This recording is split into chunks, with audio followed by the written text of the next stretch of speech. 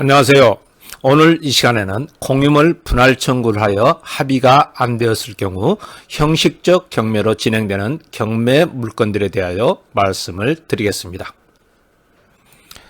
형식적 경매에는 몇 가지가 있습니다. 즉 공유물 분할을 위한 경매, 유치권에 의한 경매, 청산을 위한 경매 등이 있습니다. 형식적 경매 중에서 오늘 이 시간에는 공유물 분할을 위한 경매를 말씀을 드리는데, 오늘 말씀드리는 내용은 유치권에 의한 경매와 청산을 위한 경매에도 준용이 됩니다. 자, 먼저 필자가 집필한 공유지분 경매책자에서 보도록 하겠습니다. 대법원 2009년 10월 29일 선고 2006타 37,908 판결입니다. 이 판결의 내용을 먼저 살펴보면 소유자 갑과 을이 각각 공유로 토지를 가지고 있었고, 이에 지분권자 을의 지분에 대하여 각각 선순위 가압류와 소유권 이전 청구권 가등기를 했습니다. 그런 다음 갑은 공유물 분할 청구를 하였고 형식적 경매로 진행되어 비용이 경락을 받았습니다. 그 후 선순위 가압류와 소유권 이전 청구권 가등기를 말소하면서 소유권 이전 등기를 하였습니다. 이에 선순위 가압류권자와 소유권 이전 청구권 가등기권자가 말소된 가등기를 회복시켜 주라는 소송을 제기하였습니다. 결론은 말소되는 것이 맞다고 판결을 내렸습니다. 왜 이렇게 선순위 가압류와 가등기를 말소하는 것이 맞다고 판단하였는지 이제 그 이유를 보겠습니다. 자, 주요 판시 내용을 보면은 경매의 대부분을 차지하는 강제경매와 담보권 실행을 위한 경매에서는 소멸주의를 원칙으로 하고 있다. 공유물 분할을 위한 경매에서 인수주의를 취할 경우 목적 부동산 중 일부 공유 지분에 관하여만 부담이 있는 때에는 매수인으로 하여금 그 부담을 인수하도록 하면서도 그러한 사정을 고려하지 않은 채 공유자들에게 매각 대금을 공유지분 비율로 분배한다면 이는 형평에 반하는 결과가 될 뿐이라고 하였습니다. 또한 공유물 분할을 위한 경매도 강제경매나 담보권 실행을 위한 경매와 마찬가지로 목적 부동산이의 부담을 소멸시키는 것을 법정 매각 조건으로 하여 실시된다고 봄이 상당하다.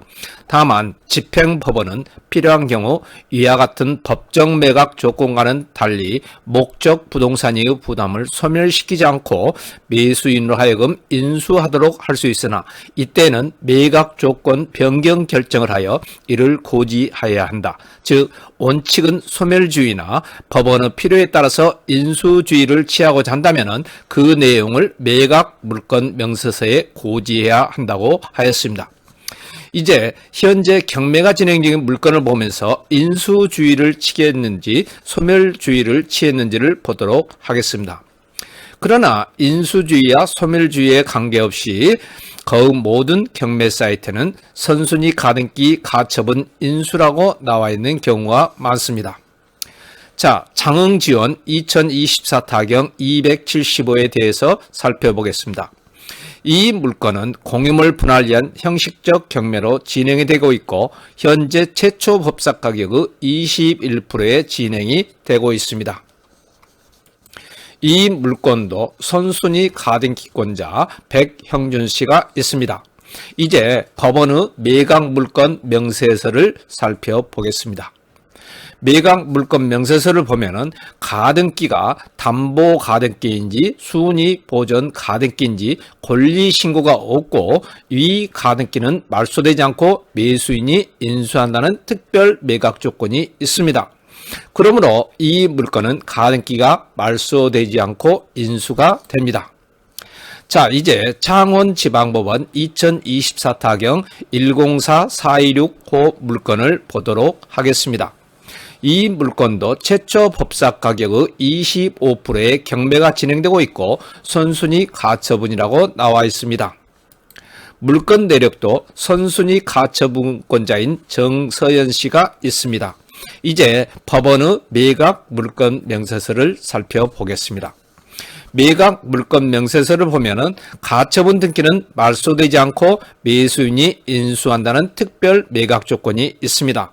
그러므로 이 물건은 가처분 등기는 말소되지 않고 경락자가 인수합니다. 자, 이제 천안지방법원 2025 타경 11,383호 경매 물건을 보도록 하겠습니다. 이 물건은 현재 최초 법사 가격의 49%의 경매가 진행되고 있고 선순위 가처분이라는 내용이 있습니다. 물건 내역도 선순위 가처분권자인 한윤구 씨의 1인이 있습니다. 이제 법원의 매각 물건 명세서를 보겠습니다. 매각 물건 명세서를 보면은 가처분 등기에 관하여 어떠한 내용도 나와 있지 않습니다.